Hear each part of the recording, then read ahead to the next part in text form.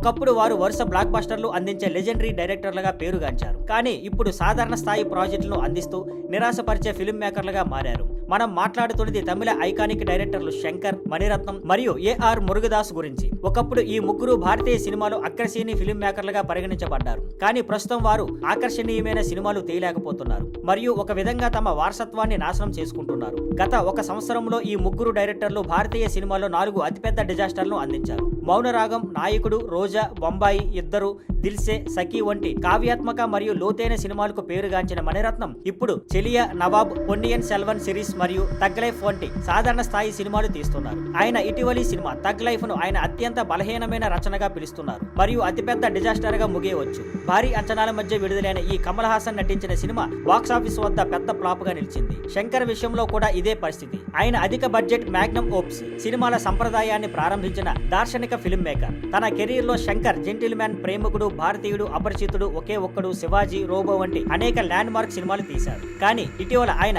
I 2.0, భారతీయుడు 2, game changer వంటి నిరాశపరిచే సినిమాలు అందిస్తున్నారు. భారతీయుడు 2 మరియు గేమ్ చేంజర్ శంకర్ కెరీర్ లో అతిపెద్ద డిజాస్టర్లుగా నిలిచాయి మరియు ప్రజలు ఆయనపై నమ్మకాన్ని కోల్పోయేలా చేశాయి. అలాగే ఏఆర్ మురుగదాస్ బలమైన సామాజిక సందేశంతో కమర్షియల్ సినిమాలు తీయడంలో పేరుగాంచారు. గజనీ, తుపాకీ, కత్తి వంటి సినిమాల నుంచి ఆయన దర్బార్ మరియు సికిందర్ వంటి సినిమాలతో తన స్థాయిని తగ్గించుకున్నారు. ఆయన చివరి సినిమా సికిందర్ సల్మాన్ ఖాన్ తో తీసిన ఒక సాధారణ చిత్రం. దీనిలో ఎలాంటి సారం లేదు. ఆయన హార్డ్ కోర్ ఫ్యాన్ కూడా ఇది ఆయన తీసిన సినిమా అని జీర్ణించుకోలేకపోయారు. ఈ ఐకానిక్ ఫిల్మ్ మేకర్ బలమైన కంబ్యాక్ చేయడం చాలా అసంభవమని చాలా మంది అభిప్రాయపడ్డారు. మరోవైపు వారి డైహార్డ్ ఫ్యాన్స్ ఇప్పటికీ వారిపై నమ్మకం ఉంచి వారి రాబోయే ప్రాజెక్టులతో ఈ ప్రతికూలతను తిరస్కరించి బలమైన కంబ్యాక్ చేస్తారని ఆశిస్తున్నారు. Thank you for watching. Please like, share and subscribe.